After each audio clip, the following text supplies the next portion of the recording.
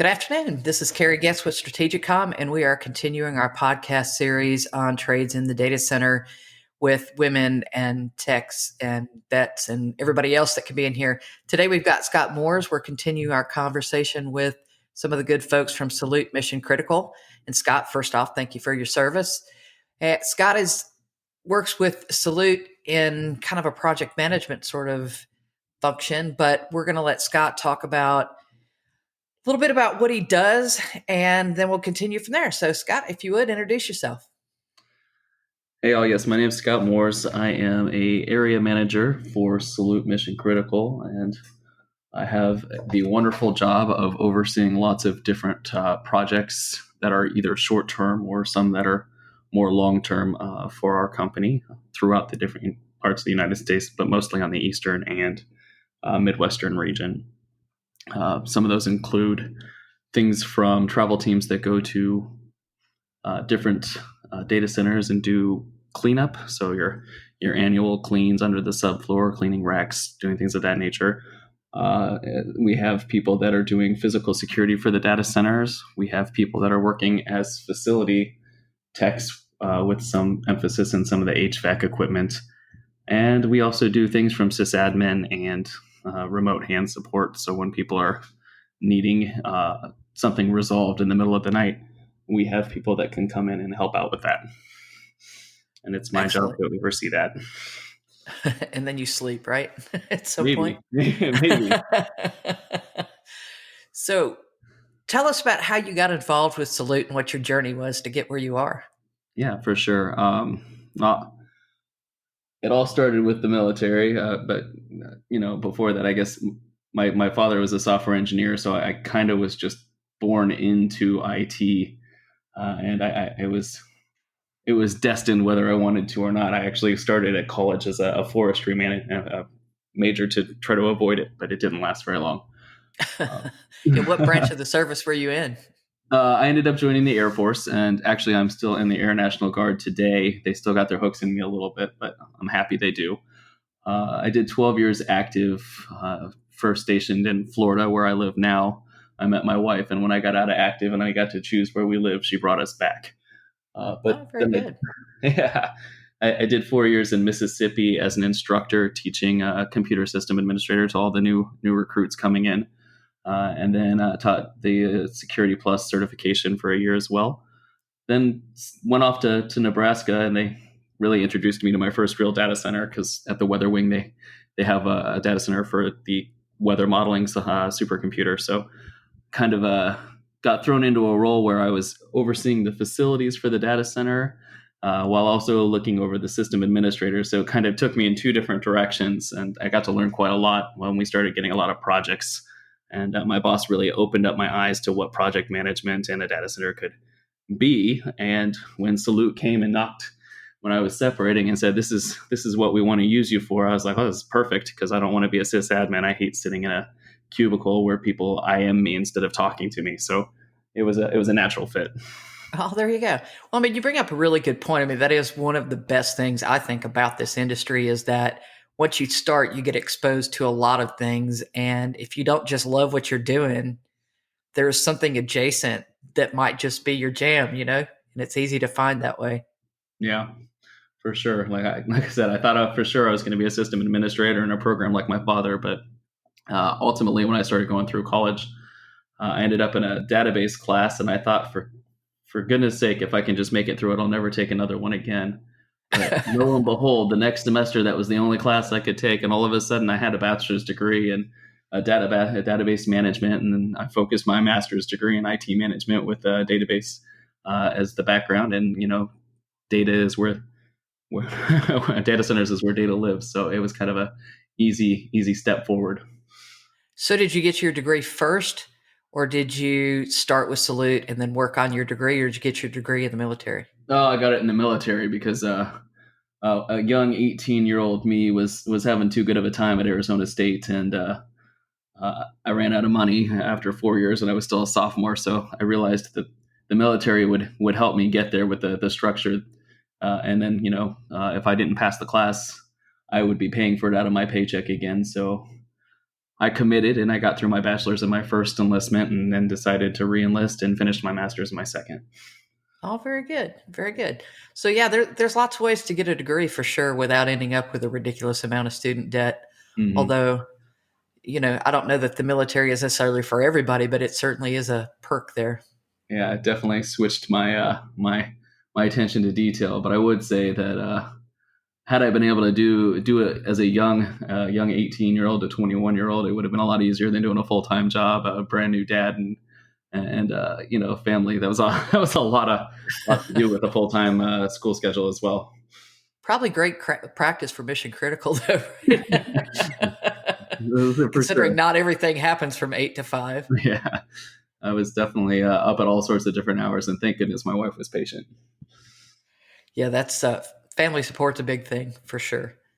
So, out of the different kind of jobs that you run for Salute, what are your favorite sort of tasks, or kind of tell us about your average day, if there is such a thing, so people can kind of get a feel for project management and sort of some of the things that are involved in project management? Yeah, I think for me, I mean, project managers could run one project or multiple projects, and sometimes they're remote and sometimes they're close. But I work remotely, so it's really interesting. I kind of have to line up each hat for each project each day and kind of dedicate certain amounts of time to that. And best laid plans of mice and men, right? So I think I have a plan, but there's always a different project with a different fire. So I'm kind of bouncing around, but it's really neat. I think my favorite part is just kind of seeing what it is, listening to my teams, making sure they have what they need, so that we can ultimately get to the end of the day with the customer or the client, and we finish successfully. But I think the best part for me is when I get to actually go to the site or to the team and interact with them, because again, like I said, I don't want to sit behind a computer and I am someone. I want to be able to interact and talk to them and see what they actually need and what they want and what's going to make things better. Yeah, and this is a great industry to be able to go out and about and see different things in different places and meet a lot of different people. It's definitely different than doing an 8 to 5 job where you sit behind the same desk every day in a lot of cases. Yeah, for sure, and for sure, and I think it helps. Coming from the military, that Salute being such a military friendly organization, it's really nice to be able to go and see, because I know I personally had a lot of opportunities in the Air Force, sitting behind that computer and having time for systems to reload that I could get through school. But not everyone has the same opportunity. But there's a lot of things that veterans offer from a soft skill perspective that companies want. So being able to evangelize that message with Salute has been really exciting for me as well. So let's talk about that. What would you pick as some of the top skills that the military has to offer? Because I think that certainly our servicemen deserve a job when they come out, and servicewomen too deserve a job when they come out. And I think that in a lot of cases, Lee and I talked about that in his podcast, how to, a lot of veterans are underemployed, or people don't realize what those skills bring to bear. So let's talk about that. What would you pick as your top 5 skills that you learned in the military that apply to your everyday life? Well, the first is definitely flexibility. When you're in the military, especially active duty, you're always meeting new people and you're always put on new teams. And you really just kind of have to adapt to new leaders and to new people constantly, but you still have to work to get the job done. And I think a lot of military members just can, take that. I mean, they may still have their order structure and everything, but you really have to be able to find a way to work with anyone at any time to be successful. So that's probably my number one. Uh, Number two is no fail attitude in the military. Failure is really not an option, because that means people are dead, right? So, and it is what it is. The military's mission is uh, defending the United States and all the things we stand for. But a lot of the times that could put you in harmful situations. So we definitely want to not fail, and I think that's important, especially in projects, because again, people are paying for us to be here, so it just makes sense to have that attitude. 3, time. People in the military know that at 4 o'clock, when they think they're going home, they're their chief or whoever can come down and say, look, we're in an exercise and no one's leaving until it's over. So we know that kind of plays too, because a lot of projects and things that we're doing in the data center industry, if something goes down, you can't just be like, well, it's someone else's problem. See y'all later. Punching a clock. I'm out. I'm out. Good luck, guys. Right? Yeah, for sure. Another thing, I don't know what number I'm on for, perhaps. Uh, the ability to be multitaskers. A lot of people in the military have a primary MOS or AFSC or whatever your particular branch might call it, but you never have just one job, right? So you may start out as a cyber system operator like I did, but all of a sudden you might find yourself as the commander support staff doing secretary and task management for the whole unit, or you might find yourself teaching or managing, and you start managing fairly early, usually around E4, E5, and you start kind of getting that frontline supervisor training, and you start learning how to delegate and do all those kind of things. So I think that's another great thing. The military, for those that have stayed in long enough, get a lot of great training that some people aren't necessarily privy to. So I think that's something you can really capitalize on. So let's talk about, having some members on your team that maybe didn't get a 4-year degree or a degree while they were in there, or maybe weren't even exposed to IT at all. How do you bring them into the fold? It's really easy, especially when if you've already got them on your team.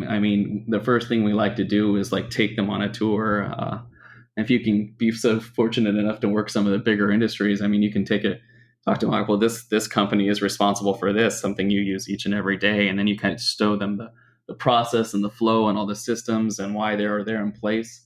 And, a lot of data centers get, kind of this boring, loud noise servers for days kind of view. But when you really stop to think about what's happening, and all the things that are in place to make sure that it stays up, it starts to get them kind of a little inspired, and so then they feel like they're part of something. And I think that's really how you get them there. Everyone in the world today is using technology. It's inevitable, even with Generation Z now, right? They never experienced a life without it. The millennials were on the cusp, and even the boomers and the greatest generation, you see people using it all the time. So it's not going anywhere. And to see that you're part of that and making it happen in the future, it's really exciting. And I think that's the biggest way to get them. And then when they find what they like, you just try to find opportunities for them so that they can grow in that direction. And do you, from a skill set standpoint, outside of multitasking and that kind of thing, what would you say makes vets a great hire? Again, I think the best part is that if you're giving them an opportunity, they don't want to fail. They want to learn everything about it, and they want to be a part of it. If they can feel like they're part of a team, then that's what's going to make them a great hire. They're great at taking orders, but a lot of times in the military, you don't always have that senior NCO or officer overhead, so you have to kind of think on your feet sometimes.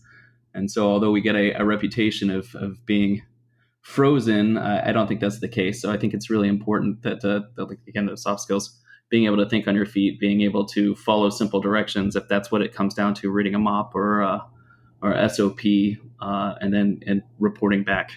So I think those make great facets. But then again, just attendance in general, they're going to be Sure. there, right? Your person's going to be there. Yeah, you don't get to call out sick much in the military, do you? No, your first sergeant will be right on you, knocking on your door.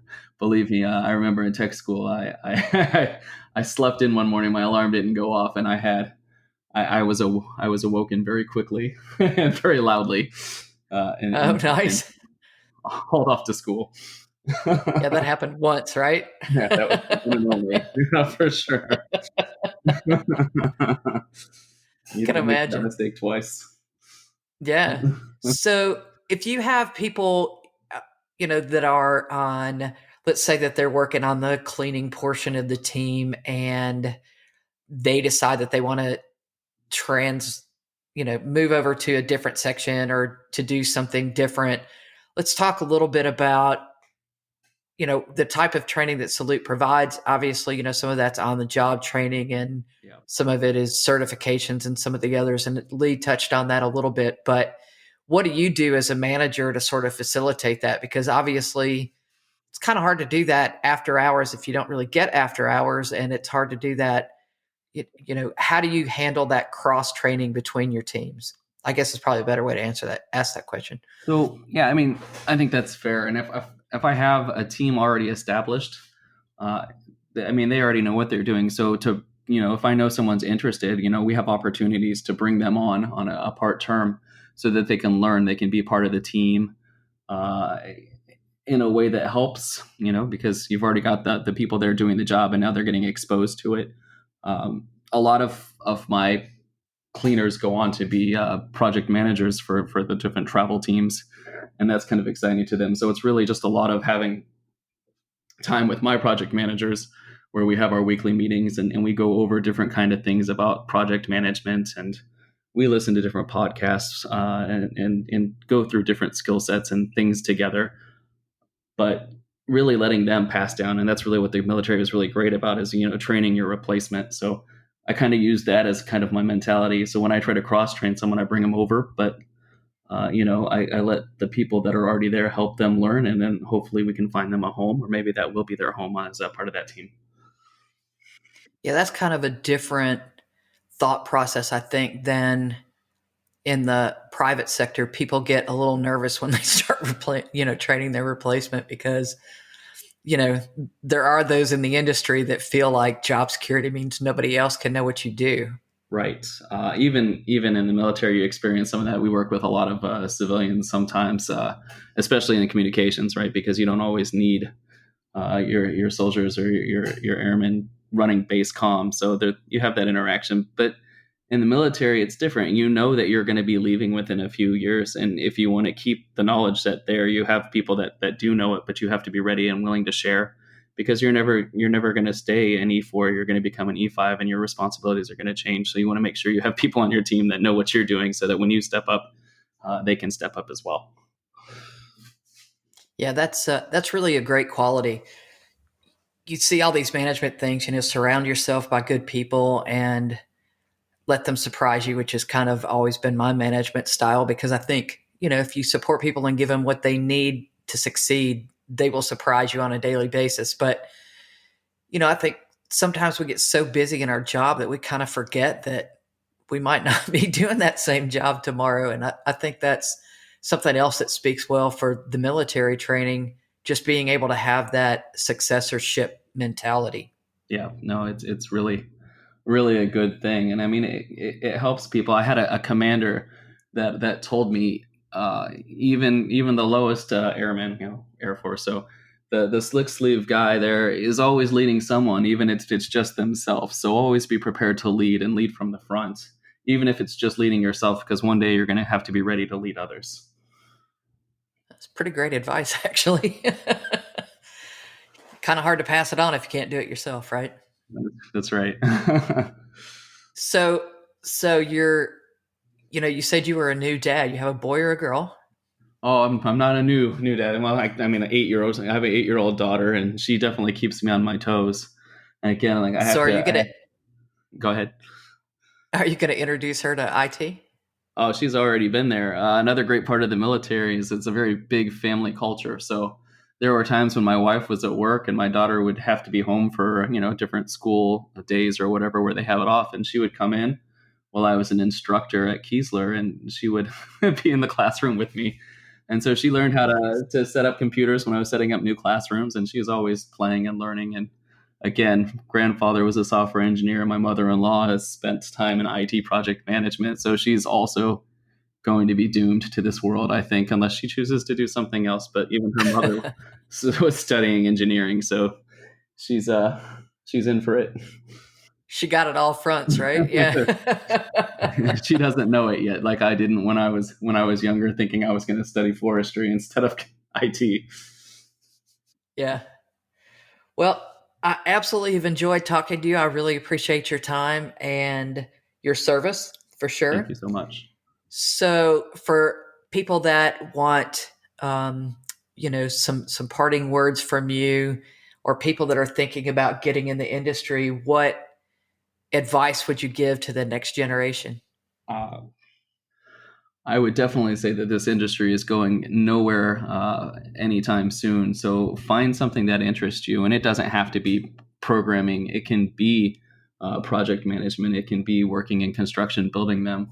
It can be physical security. There's so many different avenues. And the biggest thing is once you find that, take your time to meet everyone, learn what they do, learn what's going on, because then it's where you're going to find where your passion really lies, and it'll help you decide which way you want to go.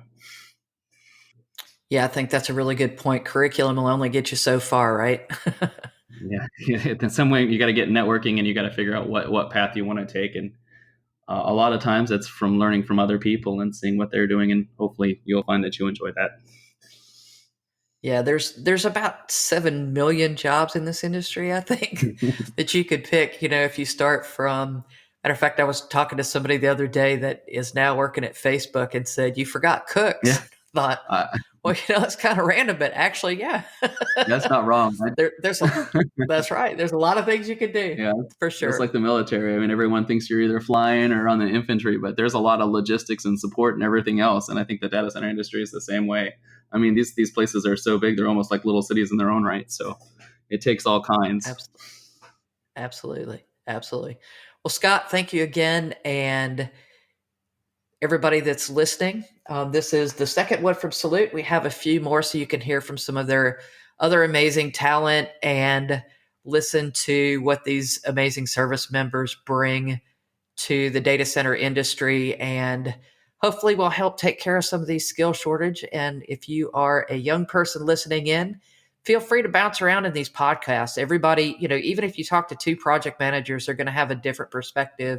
And the whole idea here is exposure. So you can figure out what you want and where you might want to go in this industry. So whether you're thinking about joining from a trade perspective, you're a young woman that's looking to get into this industry, or a vet that's looking to get into this industry, there's certainly plenty of places for everybody.